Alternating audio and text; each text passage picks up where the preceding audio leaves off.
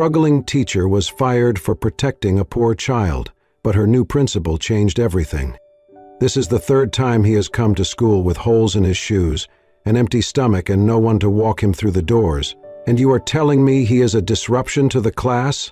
Sarah's voice was quiet but firm, slicing through the stale air of the principal's office. Principal Blake didn't flinch. I said children like him do not belong in this environment. Outside, the wind scraped against the windows, rustling the bare trees of their small, worn-down Kentucky town. At Jefferson Elementary, discipline was king. Warmth came second, if at all. Sarah, 26, stood straight, blonde hair falling softly past her shoulders, her patched sweater pulled tight around her. Her boots were scuffed, her palms clenched. She had grown up with less than most, and carried that history not as shame, but as proof she had survived. Every morning she placed a single apple in her desk drawer, not for herself, but for whichever child needed it most. No one asked for it. Sometimes it disappeared, sometimes it stayed. Jack was often the one who took it. A fourth grader, thin, quiet, overlooked. His pants were always a size too big or too small, held together with twine. He rarely spoke but left behind tiny thank you gifts. A pencil stub, sharpened with care, tucked in her drawer. Once he left a bruised apple. She held it in her hand like it was made of gold. Later that day, Blake summoned her. "You've been reported," he said. Favoritism? Feeding a student, allowing Jack to stay after hours. "He is hungry," Sarah said, steady. Blake stood. "This is not a charity, Ms. Ellis. It's a school." "It should be both," she replied. He handed her a formal reprimand. Next time it will be termination. That night by candlelight, Sarah wrote a letter to the district. She asked them to review the school's treatment of underprivileged students. She signed it, folded it, sealed it with quiet hope. The next morning she arrived early and placed the envelope on Blake's desk. "What is this?" he asked. "A letter to the district." Blake opened it, read in silence, then, without a word, tore it in half. Then again, and again. "You do not speak for this institution," he said. "You don't challenge leadership." Sarah stood frozen, then turned and left. In the hallway, whispers followed her. Teachers avoided her eyes. She walked to her classroom, opened her drawer, and found it empty. No pencil stub, no apple, just silence. The termination letter came printed in bold black ink on Jefferson Elementary's official letterhead. It used the word incompatible 3 times, but the phrase that cut deepest was, effective immediately. Sarah read the letter alone in her classroom, the sky outside darkening with rain. Her hands shook slightly as she folded the paper and slipped it into her worn leather bag, the one she had carried since college. No one saw her leave the building. No goodbyes, no final glances. Just the sound of her boots echoing in the hallway as she stepped into the cold Kentucky rain. She walked home through puddles, past flickering streetlights and familiar landmarks, the diner where she worked weekends, the library where she read to children, the gas station where Jack's mother sometimes stood outside in silence. By the time she reached the trailer she shared with her grandmother, she was soaked through. Ruth opened the door, worry already in her eyes. "They did it, didn't they?" Sarah nodded, too tired to speak. Inside, she sat at the small kitchen table, her bag still pressed against her. Ruth made her a cup of tea and held her hand. "You're young, sweetheart. You can still choose a different path, one that doesn't break your heart." Sarah stared at the steam rising from her mug. Her voice was barely audible. "I was born to teach." The next morning, she began packing her books into boxes. She called the diner, asked for more hours. She considered leaving town, Lexington maybe, or farther, anywhere she would not have to explain why she had failed. But fate had other plans. That afternoon, the local paper ran a headline, "Teacher let go after feeding hungry student." The photo showed Sarah kneeling beside Jack, half hidden behind her skirt. The article called it a disputed case, outlining how she had broken school rules in the name of compassion. Some readers glanced and turned the page. Others whispered in grocery store aisles. But one man, 60 miles away, folded the paper carefully and read it again. Charles Cole, 34, was the headmaster of a small, independent school called New Hope Academy. He believed in second chances and the kind of teachers who taught with their hearts. The story about Sarah didn't shock him, it moved him. That same evening, he wrote her an email. "Dear Ms. Ellis, I read about you in the Herald today. I do not know all the details, nor do I need to. What I do know is that any teacher who gives a child an apple from her own lunch is the kind of teacher I want at New Hope Academy. If you are willing, I would like to meet." Sarah found the message the next morning, blinking at the screen. At first, she thought it was a mistake. But the email address was real, the school had a website, and the words felt sincere. She replied with cautious hope. Later that week, they met in a quiet cafe on the edge of the city. Charles stood when she arrived, wearing a simple navy sweater. His handshake was warm, his eyes steady. They talked for hours about education, children, the things standardized tests never measured. He never asked about the incident. He only asked what she would do if she had another chance. And in that moment, Sarah allowed herself to believe that maybe she still did. New Hope Academy was nothing like Jefferson Elementary. There were no polished marble floors or metal detectors, no automated bell system, no harsh white lights flickering above tense, orderly hallways. Instead, the school sat nestled between two tall oak trees, its brick exterior weathered but warm, windows open to let in fresh air even in early spring. The building was smaller than Sarah expected, almost like a house repurposed into something softer, something that invited you to exhale. Children's laughter floated through the air as she stepped inside for the first time. The front office smelled faintly of cinnamon and pencil shavings. On one wall hung a mural, painted, it seemed, by the students themselves, of hands reaching toward a sun made of book pages. Beneath it, a phrase had been painted in sweeping gold letters: "We learn by heart." Charles met her in the hallway, holding a cup of coffee and a clipboard tucked beneath his arm. He smiled, not the practiced, tight-lipped kind she had seen so often in school administrators, but a smile that reached the corners of his eyes. "Welcome to New Hope, Ms. Ellis," he said. "Let me show you around." As they walked, Sarah noticed the students. They did not rush or shuffle anxiously. They waved to Charles, who greeted each one by name. In the classrooms, beanbags and mismatched chairs replaced rows of desks. There were plants in the windowsills, art on the walls, and shelves of worn paperbacks with sticky notes poking from their spines. "This is a school?" Sarah asked softly, half to herself. Charles glanced at her and grinned. "We like to think so. A school without walls, not literally, but in spirit. We do not search for perfect teachers here, just those brave enough to love." They stopped at the door of what would be her classroom.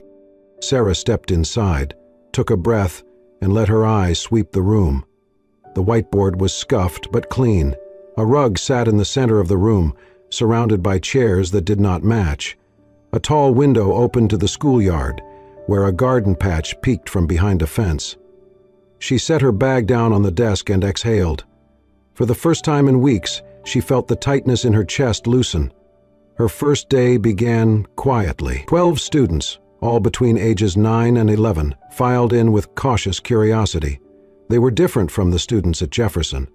There was a boy who tapped the edge of his chair every 3 seconds. A girl who wore a winter hat indoors and refused to take it off. A tall boy with downcast eyes and no backpack. But they watched her. They listened.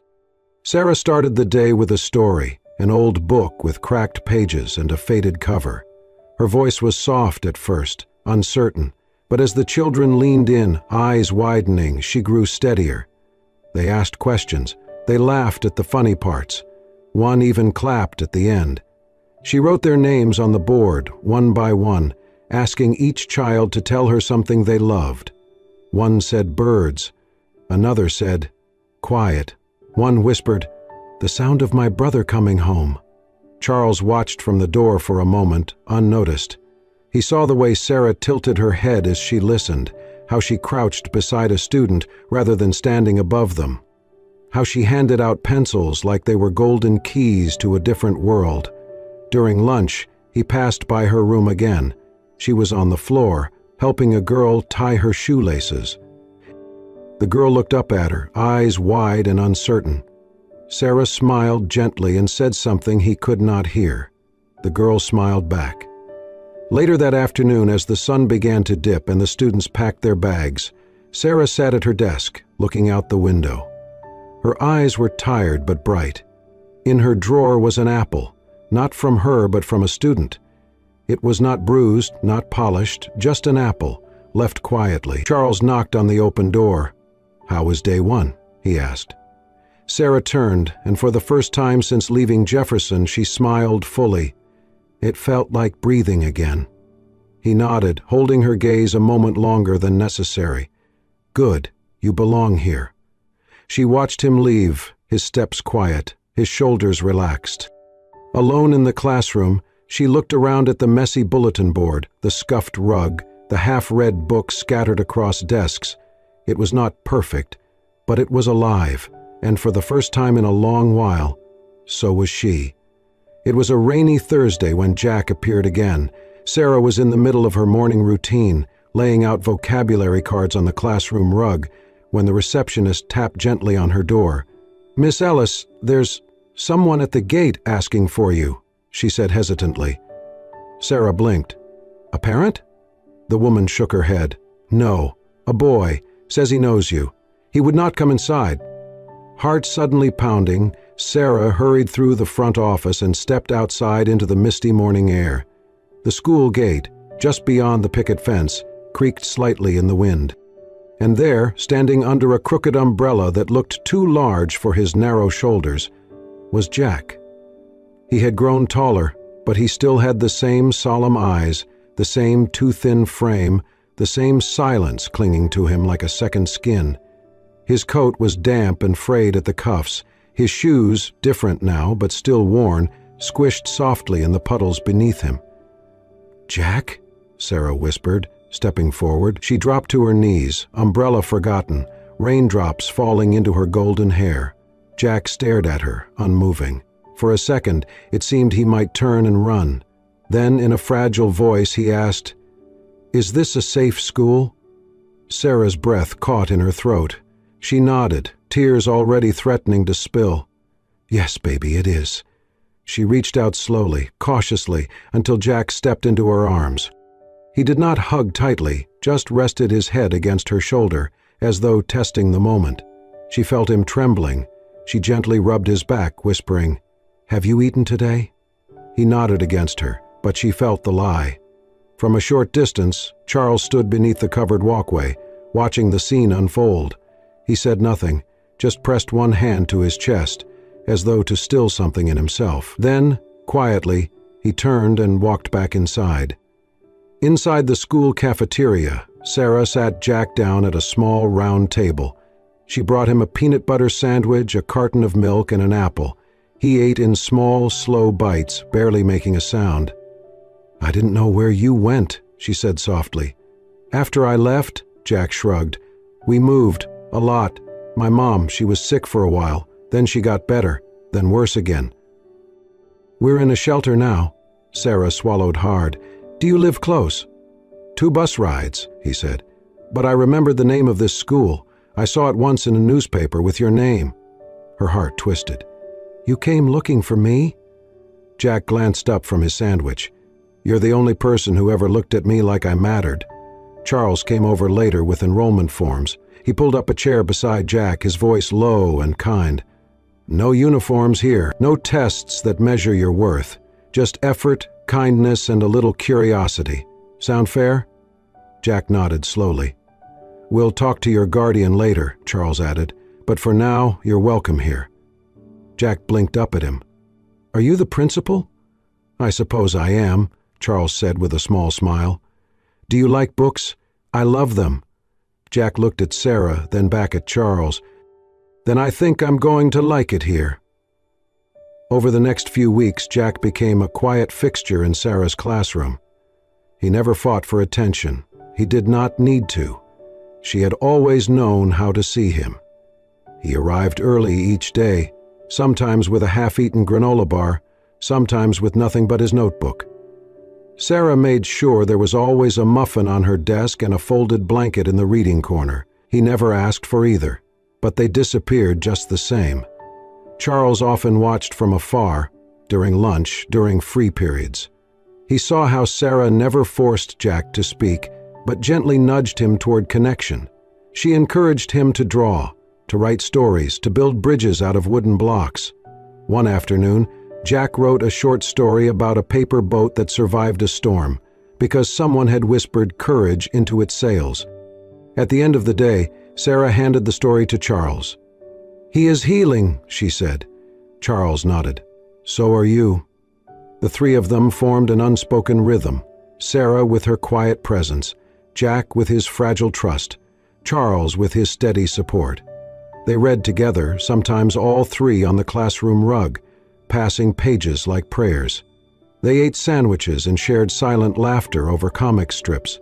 They never called it therapy, but it was.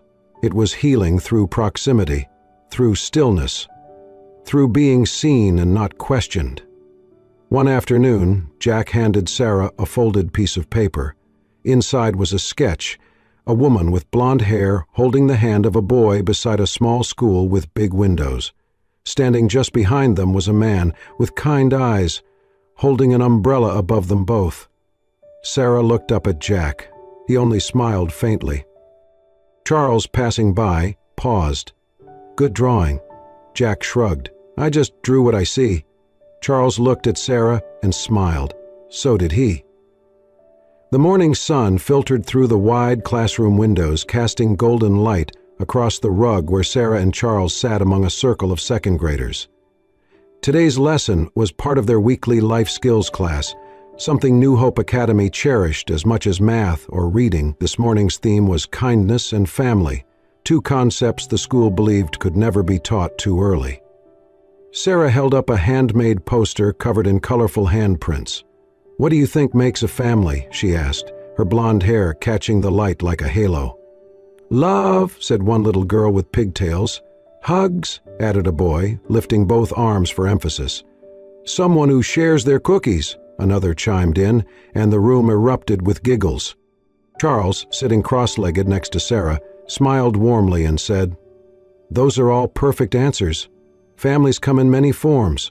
Some are big, some small, some with grandparents, some with moms and dads, some with friends who become family." As Sarah leaned forward to hand out little paper hearts for the kids to write on, one small boy, James, a curious child with a constant smudge on his nose, suddenly tilted his head and asked, "Miss Sarah, are you and Mr. Charles married?" The room went silent for a heartbeat, then exploded into giggles and squeals. Charles coughed softly, his ears visibly turning red. Sarah's cheeks flushed, but she smiled gently and composed herself. "No, sweetheart," she said, kneeling so she could look James in the eye. "We are not married." James blinked. "But you laughed together like my mom and dad." Sarah chuckled, the warmth in her voice like sunlight. "That is because Mr. Charles is a very special person. Sometimes, love doesn't have to mean getting married. Love can mean listening, helping, caring. It can mean making sure someone is never left behind." She looked around at the sea of wide eyes and added, "Mr. Charles and I, we care deeply about everyone here. We are not husband and wife, but we are part of this big, messy, beautiful family called New Hope, and we both love this family very much." Charles watched her with something unreadable in his eyes. Admiration, certainly, respect, but something softer too, something that made his chest ache a little in the best way. The students returned to their activity, writing what family meant to them on the hearts and taping them to the wall. As they worked, Sarah stood to help one child spell forgiveness, and Charles quietly stepped out to handle a phone call. When the lesson ended and the children filed out for recess, the room slowly settled into its usual quiet hum. Sarah moved to the desk, organizing the hearts they had collected, smiling at the ones scrawled with phrases like snacks, holding hands, and someone who comes back. That was when she noticed the note. It was a small slip of paper tucked under her notebook. Folded once, neat and square, it carried the scent of his cologne, just faint enough to make her breath pause. She opened it slowly. It read, "I am not your husband, but if ever I am lucky enough to be your companion in the long run, it would be the honor of my life."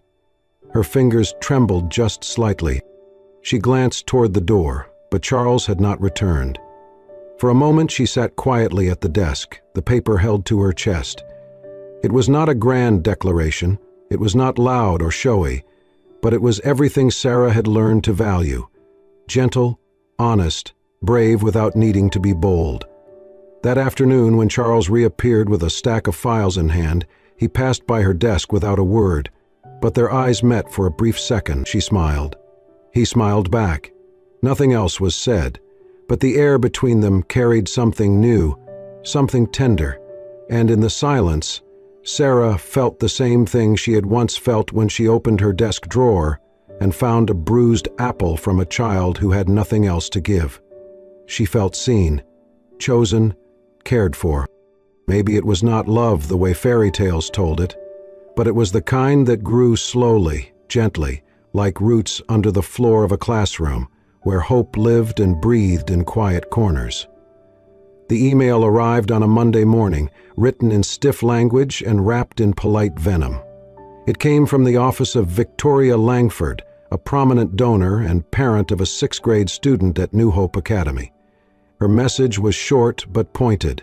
She had serious concerns about the perceived personal relationship between Ms. Sarah Ellis and Headmaster Charles Cole, and she believed it undermined the professional integrity of the institution. If the matter was not addressed immediately, she would be withdrawing her financial support, effective at the end of the quarter. The threat was clear. Over $30,000 in scholarships, field trips, and student meals were tied to her name. Sarah sat at her desk, the letter printed and folded in her lap. Her cheeks were pale, her breath unsteady. "I do not want this to become a scandal," she said quietly as Charles closed the door behind him. "This school, these kids, they should not suffer because of whispers." Charles, standing across from her, crossed his arms. "You have done nothing wrong." "It does not matter," Sarah said, voice tight. "It is about what it looks like.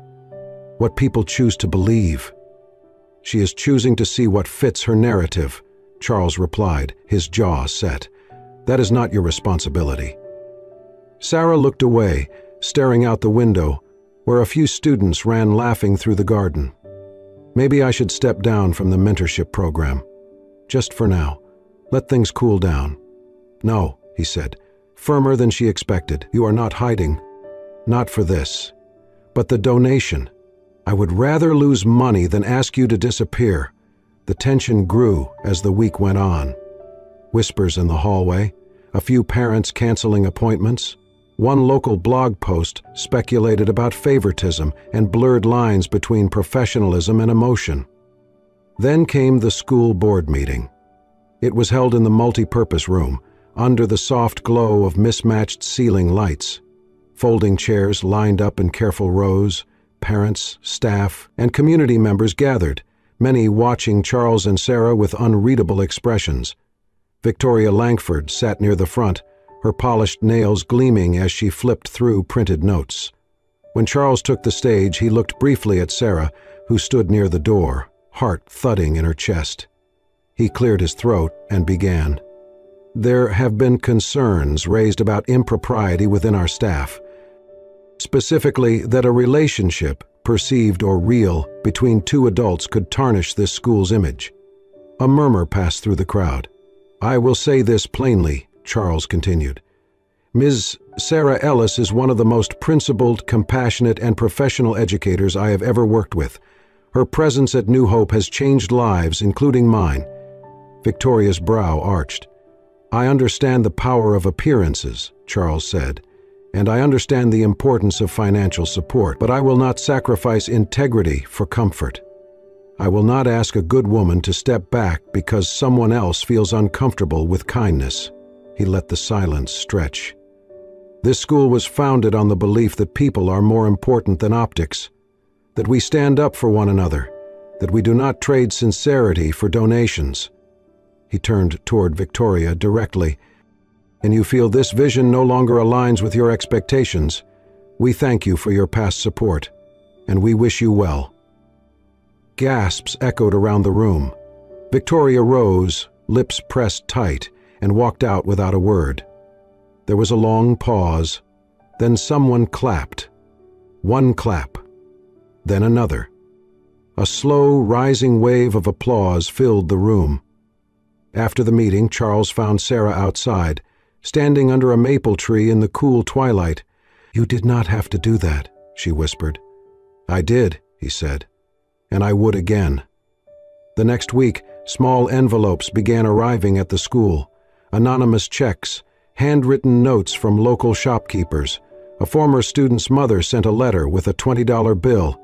"For the woman who taught my son that being poor was not shameful." The donation deficit closed faster than anyone expected. And in the end, New Hope was richer, not in money but in loyalty, in truth, in the kind of courage that could not be bought.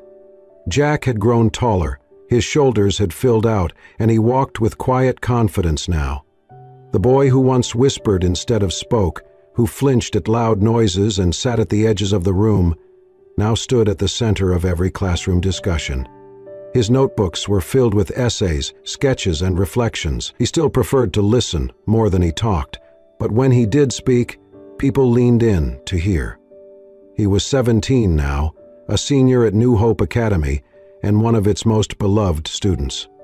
When the state's Department of Education announced an open call for student speakers at the Regional Education Conference, Charles nominated Jack without hesitation. At first, Jack shook his head. "I'm not someone people want to listen to." But Sarah had smiled gently and said, "You have something to say that only you can." That was enough. The conference was held in a hotel ballroom an hour outside the city. Dozens of schools were present. When Jack stepped up to the podium, wearing a borrowed blazer and his usual beat-up sneakers, the room quieted.